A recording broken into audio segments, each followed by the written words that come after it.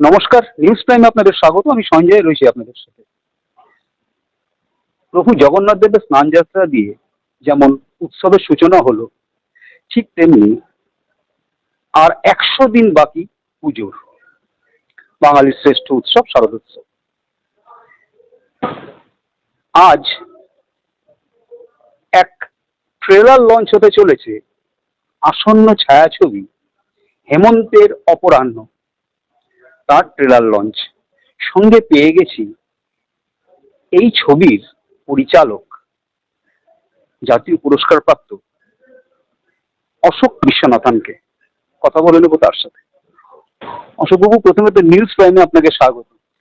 ধন্যবাদ। হেমন্তের অপরাহ্ন কবে মুক্তি পাচ্ছে, দর্শক কি পেতে চলেছে?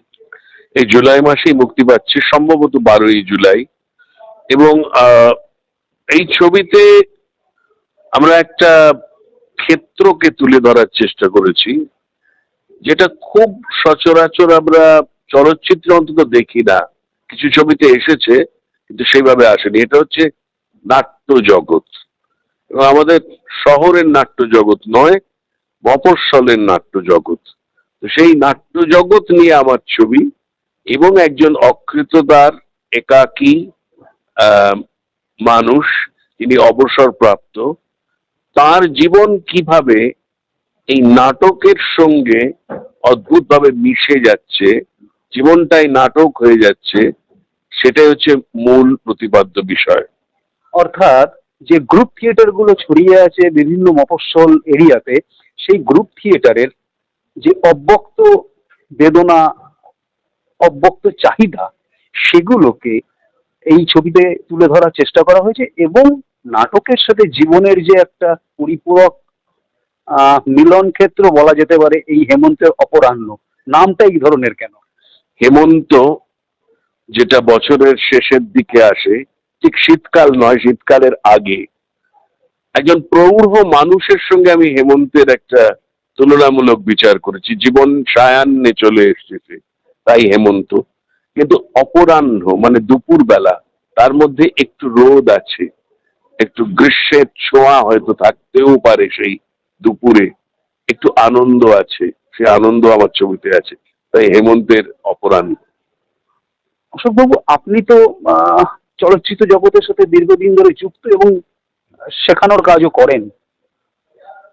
আজকের দিনে দাঁড়িয়ে বাংলা ছবি প্রচুর হচ্ছে, কিন্তু মানে তথাকথিত যে মাল্টি স্টারার বা স্টারডম, স্টার কাস্ট, সেটা না হয়ে নতুন নতুন যে অভিনেতা অভিনেত্রীরা এগিয়ে আসছে এবং উঠে আসছে, তাদেরকে প্রজেক্ট করা হচ্ছে বিভিন্ন ছবিতে। এটাকে কিভাবে দেখছেন আপনি? এটা তো ভালো প্রবণতা। আমিও আমার ছবিতে একাধিক নতুন অভিনেতা অভিনেত্রীকে আমি নিয়ে এসেছি।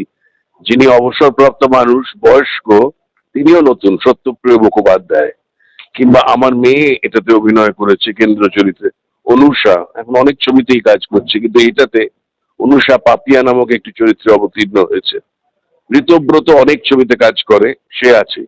তো আমি নতুনদের নিয়ে কাজ করেছি। যে নাট্য দলটা আছে, সেই নাট্য দলে কিন্তু প্রচুর নতুন অভিনেতা অভিনেত্রী কাজ করেছে। আর এই যে প্রবণতা এদের ব্যবহার করার নাটক থেকে, এটাকে আমি সমর্থন করি, সাধুবাদ জানাই। এটা কি সেই তথাকথিত স্টার কাস্টের যে মিথ, সেইটাকে ভাঙার একটা প্রবণতা? আমরা দেখছি যে ইদানিংকালে বিশেষত হিন্দি ছবিতেও সেইরম ভাবে কিন্তু ওই তথাকথিত তারকা পদ্ধতি আজ আর চলছে না। এখন হচ্ছে বিষয়ই রাজা বা চিত্রনাট্যই রাজা। ভালো চিত্রনাট্য যদি করা যায়, সেখানে নতুন নতুন অনেকেই কিন্তু চলে এসছেন। দেখুন, হিন্দিতে রাজকুমার রাও, নওয়াজউদ্দিন সিদ্দিকী, এরা নতুন নতুন এসে গেছে, ভালো কাজ করছে। তো যদিও একজন তারকা ভালো কাজ করতেই পারেন, আছেন অনেকেই, হয়তো অমিতাভ বচ্চন ভালো কাজ করবেন বা শাহরুখ খান করবেন, কিন্তু তারা না থাকলেও ভালো গল্প নিয়ে, অভিনব বিষয় নিয়ে একটা ছবি করা যেতে পারে। এই যে আপনি বললেন অভিনব বিষয় নিয়ে ভালো গল্প নিয়ে ছবি করা যেতে পারে, সেক্ষেত্রে দাঁড়িয়ে হয়তো এটা খানিকটা এক্সপেরিমেন্টাল হয়ে যাচ্ছে, কিন্তু সেক্ষেত্রে একটা লগ্নির রিটার্নের ফ্যাক্টর থেকে যায়। সেই জায়গায় রিস্ক কতটা থাকে? না, রিস্ক সবসময় থাকবে। যদি এমন মনে হয় যে একটা মশলা ছবি করব, যে এটা খুব সেফ বেট, কিন্তু সেটা সেফ নাও হতে পারে, সেটা ভীষণভাবে মুখ থুবড়ে পড়তে পারে। আবার একটা নতুন ছবি, একটা রিস্ক আছে, কিন্তু যদি চলে যায় বা যদি লেগে যায় আমরা যেটা বলি, তাহলে তো সেই যে অর্থটা লগ্নি করা হচ্ছে সেটা ফিরে আসবে। আমার মনে হয় বিষয়ের উপর নির্ভরশীল হয়ে সেটা যদি খুব বাস্তব ধর্মীয় হয়, এই ধরনের ছবি করা যেতে পারে, তাতে কোনো অসুবিধা নেই। এর উদাহরণ হিসেবে আমরা বলতে পারি যে বিষয় ভিত্তিক গল্পের উপর দাঁড়িয়ে আছে এটা আমাদের গল্প, যেটা এতদিন ধরে চলছে, 50 দিন অতিক্রম করলো, এটা আমাদের গল্প, খালি গল্পের উপর একটা ছবি, হ্যাঁ মানসী সিনহার প্রথম ছবি। হ্যাঁ, বলা যেতে পারে, নিশ্চয়ই বলা যেতে পারে। তাছাড়াও অযোগ্য, অথৈ, বুমেরাং অনেক ছবি এসেছে যেগুলো শুধু গল্পের ওপর দাঁড়িয়ে, তথাকথিত মাল্টি স্টারার হয়তো নেই, অযোগ্যতে হয়তো মাল্টি স্টারার আছে।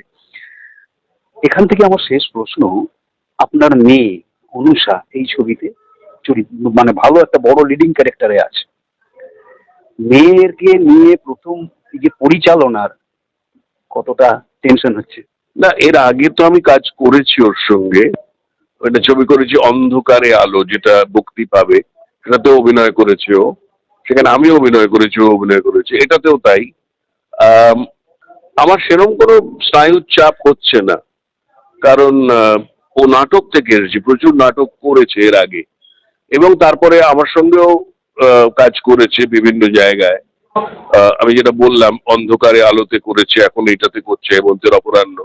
তো আমি জানি যে একটা কম্পিটেন্স আছে, অর্থাৎ দক্ষতা, সেই দক্ষতাকে তার ঊর্ধ্বে যেতে হবে, সেটা সে পাচ্ছে কিনা দর্শক বলবে।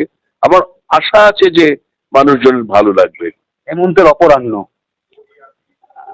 টিম ওয়ার্ক কিরকম ছিল? সাংঘাতিক।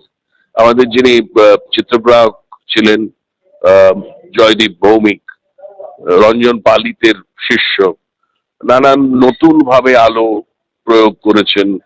যিনি সম্পাদক অর্ঘ্য কমল মিত্র, তিনি তো বর্ষিয়ান একজন সম্পাদক।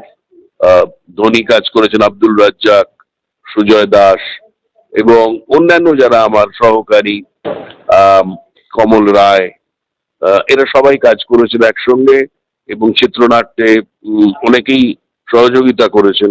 যিনি সত্যপ্রিয় মুখোপাধ্যায়, তিনি এই সুধীনের চরিত্রে করেছেন, তিনি খুব ভালো অভিনয় করেছেন। সব মিলিয়ে, আর আমার সঙ্গে আছেন অমিত আগরওয়াল, যিনি আমার প্রযোজক, আমরা দুজনে মিলে ছবিটা করেছি। তার সহযোগিতায় আমার মনে হয় পুরো ব্যাপারটা একটা জায়গায় দাঁড়িয়েছে। দর্শকদের উদ্দেশ্যে হেমন্তের অপরাহ্ন নিয়ে যদি দুটো কথা বলুন। আমার মনে হয় আপনাদের এই ছবিটা দেখা অত্যন্ত জরুরি, কারণ প্রথমত অবসরপ্রাপ্ত মানুষের চিন্তাধারাটা কি, মানুষের জীবন কি শেষ হয়ে যায় 60 বছরে, সেটা সত্যি কিনা, সেটা নিয়ে আপনারা বিচার করবেন। এবং দ্বিতীয়, মফস্বলের নাটক কিরম হচ্ছে, মফস্বলের নাটক কতটা রিস্ক নিচ্ছে, নতুন কাজ করছে। ঠিক বস্তা পচা নাটক কিন্তু মফস্বলে হচ্ছে না, অনেক উন্নত মানের কাজ হচ্ছে, সেগুলো এই ছবি দেখলে আপনারা দেখতে পাবেন। নিউজ প্রাইমের তরফ থেকে হেমন্তের অপরাহ্ন আসন্ন ছায়াছবির জন্য অসংখ্য শুভেচ্ছা ও শুভকামনা রইল। কলকাতার হিন্দুস্তান ক্লাব থেকে ভিডিও জার্নালিস্ট নিরার সাথে নিউজ প্রাইমের জন্য সঞ্জয়।